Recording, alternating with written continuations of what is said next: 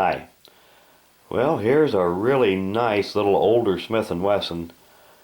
This is a third model 32 hand ejector. And this was probably made sometime in the mid 1930s.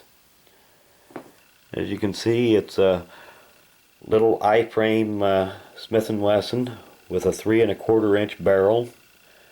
And just look how nice a shape this is in. I'm not sure this gun has ever been fired.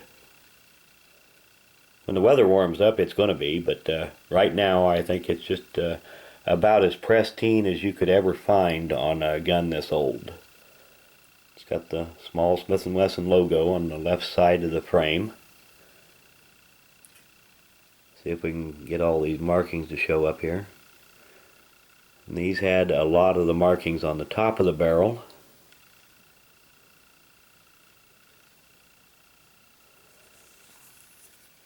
And the Made in USA down here on the right hand side of the frame, and the caliber designation, which is 32 Smith & Wesson Long.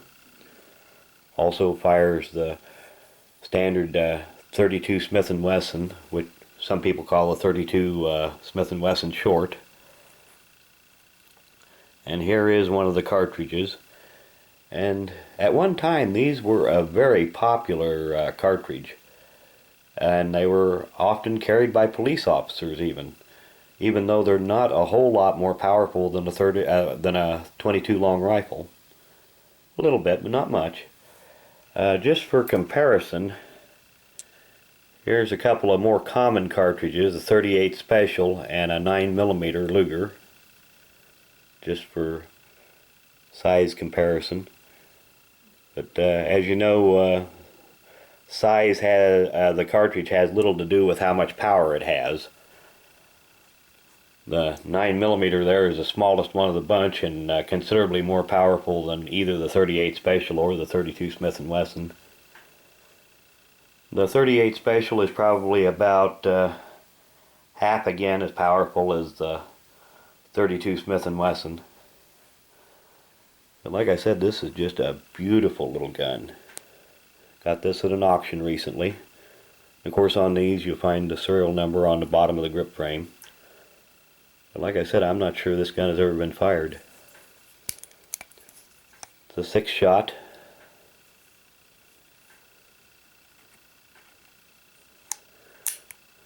Just about perfect condition. It hardly even has a trace of a turn line on the cylinder. And these had for a Smith & Wesson, by modern standards, they had a fairly heavy double action pull on them, but still good.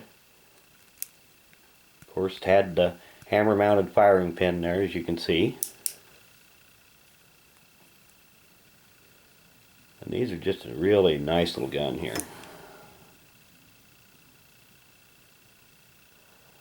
It locks up very tight. You can see there is just almost absolutely no play in that cylinder. And the single action pull is pretty light on these. Fixed sights. These were made for kind of a, I suppose you would say, kind of a compromise between a service gun and a pocket gun. A little bigger than most pocket guns, but quite a bit smaller than most service revolvers. And this gun even came with the original box, although the box is in pieces. As you can see here, it's just cardboard was not made to last for 80 years. But here's the interesting part of it. On the inside of the box, it still has the original original paperwork here. I'll see if I can get that there, where if you want to, you can freeze the video and read that. Yeah, on a good sized computer screen it'd probably be readable.